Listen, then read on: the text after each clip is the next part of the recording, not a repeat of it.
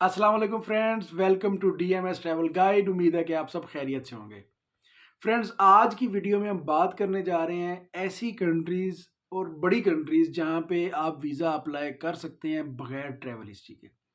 यानी कि इन कंट्रीज का अगर आपने वीज़ा अप्लाई करना है, आपकी एक स्ट्रॉन्ग फाइल बनी हुई है, यानी आपकी बैंक स्टेटमेंट अच्छी है, आपका बिजनेस अच्छा है, सोर्स ऑफ इनकम आपके अच्छे हैं, टैक्स पे किया हुआ है, 2 साल के टैक्स रिटर्न्स आपके पास हैं, कुछ प्रॉपर्टीज या यानी एक प्रॉपर एक अच्छी फाइल आपकी बनी हुई है।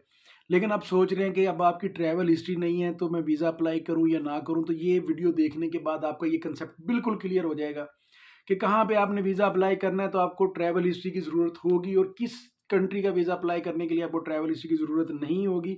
बगैर ट्रैवल हिस्ट्री भी आपको वीज़ा मिल सकता है। तो इसलिए जिन लोगों के पास ट्रैवल हिस्ट्री नहीं है वो ये वीडियो एंड तक देख लें, तो उनको ये समझ आ जाएगी कि कहाँ वीज़ा अप्लाई करेंगे तो उनको ट्रैवल हिस्ट्री चाहिए और किस कंट्री के वीज़े के लिए ट्रैवल हिस्ट्री नहीं चाहिए। तो अगर मैं बात करूं, स्टार्ट करूं यानी शेंजन कंट्रीज से। अगर हम शेंजन कंट्री की बात करें तो शेंजन कंट्री में सबसे ज़्यादा जो वीज़े अप्लाई हो रहे हैं और जो अपॉइंटमेंट का भी थोड़ा मसला बना हुआ है कि अपॉइंटमेंट भी नहीं मिलती, बहुत मुश्किल से मिलती है, वो है स्पेन। अब स्पेन की अपॉइंटमेंट का जो मसला है वो मसला सिर्फ इसलिए है कि स्पेन की जो वीज़ा रेशियो है वो बहुत अच्छी है। यानी कि बाकी शेंजन जोन जो 26 कंट्रीज हैं उनमें से आप अगर 25 कंट्रीज की वीज़ा रेशियो को देखें तो उनमें जो सबसे अच्छी जो वीज़ा रेशियो है वो स्पेन की है। तो इसलिए इसकी अपॉइंटमेंट का भी थोड़ा सा मसला है। लेकिन अगर आपकी अच्छी फाइल बनी हुई है, आपके डॉक्यूमेंट्स बहुत अच्छे हैं, आपकी अच्छी फाइल बनी हुई है, कवरिंग लेटर अच्छा है, आपका ट्रैवल प्लान अच्छा आपने दिया है, आपकी जो बिजनेस है वो आपके टैक्स रिटर्न्स से मैच कर रहा है, तो आप बगैर ट्रैवल हिस्ट्री के स्पेन का वीज़ा अप्लाई कर सकते हैं और स्पेन का वीज़ा आपको 100% मिल सकता है बगैर ट्रैवल हिस्ट्री के।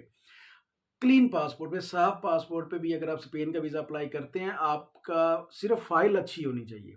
आप जिस बेस के ऊपर वीज़ा अप्लाई कर रहे हैं, यानी टूरिज्म के लिए जा रहे हैं, लेकिन आपका बैकग्राउंड अच्छा है, आपकी टाइज हैं आपकी कंट्रीज के साथ, तो आपको लाजमी स्पेन जो है वो वीज़ा अप्लाई करना चाहिए, बजाय इसके कि आप इधर उधर भागें, पहले पैसे ज़ाया करें सिर्फ ट्रैवल हिस्ट्री बनाने के लिए, तो उसका कोई फ़ायदा नहीं। अगर हम शेंजन जोन में बात करते हैं, जैसे स्विट्ज़रलैंड है, अगर अब आप सोचेंगे यार मैं डायरेक्ट स्विट्ज़रलैंड का वीज़ा अप्लाई कर लूँ क्योंकि इसकी अपॉइंटमेंट्स ईजी हैं, आसानी से वीज़ा अप्लाई हो जाएगा, तो चलो मैं स्विट्ज़रलैंड अप्लाई नहीं करना। ट्रैवल हिस्ट्री के बगैर स्विट्जरलैंड वीज़ा अप्लाई नहीं करना। ऐसी स्वीडन है, नहीं करना। यानी ये वो कंट्रीज हैं जहाँ पे आप ट्रैवल हिस्ट्री के बगैर वीज़ा अप्लाई ना करें। अगर ट्रैवल हिस्ट्री के बगैर आपने शेंजन जोन में वीज़ा अप्लाई करना है तो सबसे बेस्ट ऑप्शन स्पेन है। उसके बाद अगर आप आते हैं तो नेदरलैंड पे आ जाए और उसके बाद एस्टोनिया। लेकिन क्योंकि एस्टोनिया की एम्बेसी पाकिस्तान में नहीं है तो फिर आपको हंगरी एम्बेसी के साथ जो है वो इनकी डील करना पड़ेगा और हंगरी एम्बेसी से आपको अपॉइंटमेंट लेके तो एस्टोनिया के लिए वीज़ा अप्लाई करना पड़ेगा। तो ये वो कंट्रीज़ हैं शेंजन ज़ोन का भी मैंने आपको बताया कि जिनमें आप बगैर ट्रैवल हिस्ट्री वीज़ा अप्लाई कर सकते हैं और जिनमें आपको बगैर ट्रैवल हिस्ट्री अप्लाई नहीं करना चाहिए। Germany face to face interview करता है, ठीक है? अगर उसके चांसेस 50-50 हैं, यानी कि रिकमेंड मैं नहीं करूँगा, ठीक है? लेकिन उसके वीज़ा रेशियो आजकल है, वीज़ा रेशियो अच्छी है, लेकिन बगैर ट्रैवल हिस्ट्री के आप वहाँ पे एज़ अ टूरिस्ट अप्लाई करेंगे तो वो फेस टू फेस इंटरव्यू है, तो थोड़ा आपको वीज़ा ऑफिसर को सेटिस्फाई करना पड़ेगा तो ही वीज़ा मिलेगा, अदरवाइज वीज़ा रिजेक्ट हो जाएगा। नेदरलैंड आप कर सकते हैं, स्पेन आप कर सकते हैं, स्विट्जरलैंड नहीं करें, बिल्कुल नहीं करें, क्योंकि स्विट्जरलैंड अच्छी भली फाइल को रिजेक्ट कर देता है और फिर बगैर ट्रैवल हिस्ट्री के आप अप्लाई करेंगे वो तो डेफिनेटली आपके चांस बहुत कम है। स्वीडन का भी इसी तरह मैं आपको बता चुका कि आप उसका वीज़ा अप्लाई ना करें। इन कंट्रीज़ की जो अपॉइंटमेंट ज़्यादा किस लिए अवेलेबल हैं, वो इसीलिए अवेलेबल हैं क्योंकि यहाँ की वीज़ा रेशो कम है, कम लोग यहाँ पे वीज़ा अप्लाई कर रहे हैं। अच्छा, अब अगर हम शेंजन जोन से बाहर निकलें तो किस कंट्री का वीज़ा और आप जो है अप्लाई कर सकते हैं बगैर ट्रैवल हिस्ट्री। इंग्लैंड का वीज़ा, यूके का आप बगैर ट्रैवल हिस्ट्री अप्लाई कर सकते हैं।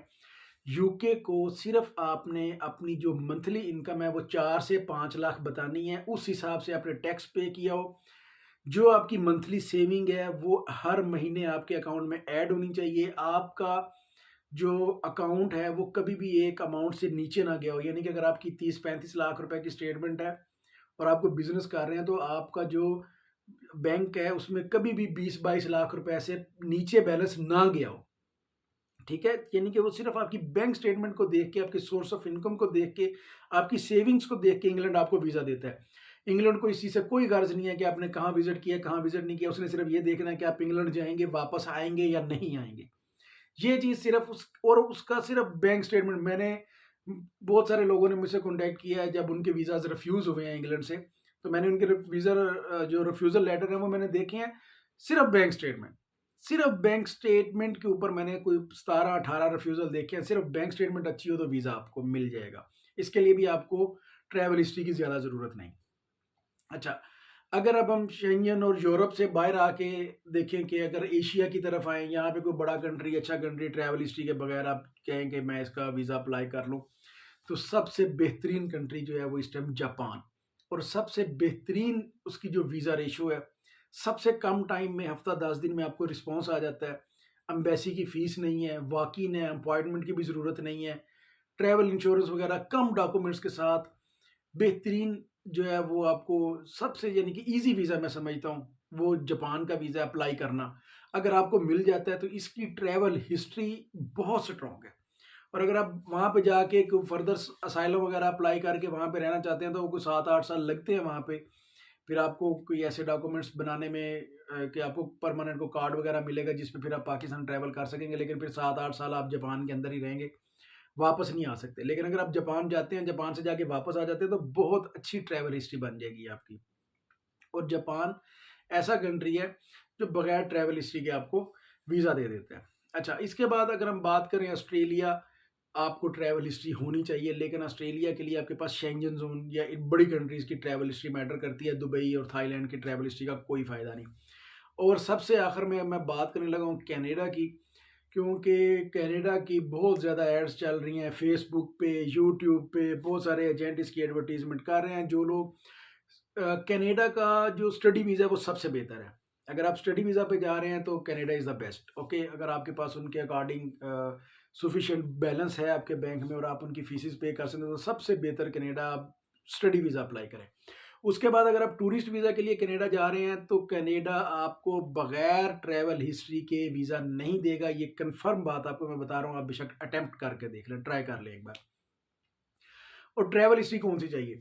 अब कनाडा के लिए ट्रैवल हिस्ट्री चाहिए आपको शेंजन ज़ोन में से कोई कंट्री हो, अमेरिका विज़िट किया हो आपने, इंग्लैंड विज़िट किया हुआ हो, या जापान, ऑस्ट्रेलिया, ये कंट्रीज़ आपने विज़िट किए हों, तो कनाडा उसको ट्रैवल हिस्ट्री कंसीडर करता है। दुबई, थाईलैंड, मलेशिया, सिंगापुर और इधर-उधर कोई फ़ायदा नहीं है उस हिस्ट्री का, कोई वो कंसीडर नहीं करते। इवन कि इंग्लैंड में जब आप अप्लाई करते हैं, बेशक आपको बगैर ट्रैवल हिस्ट्री के वीज़ा मिल जाता है, लेकिन फिर भी वो आपसे पूछते हैं कि आप शेंजन ज़ोन में से कहीं गए हैं?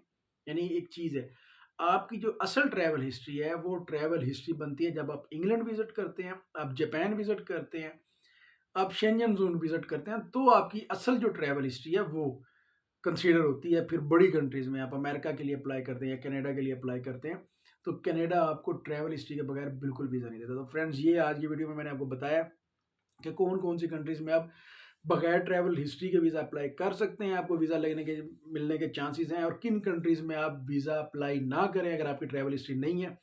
कोई भी क्वेश्चन हो वीडियो के रिलेटेड आप मुझे कमेंट करके पूछ सकते हैं। अपना और अपने चैनल का बहुत सा ख्याल रखें। अगली वीडियो तक के लिए अल्लाह हाफ़िज़।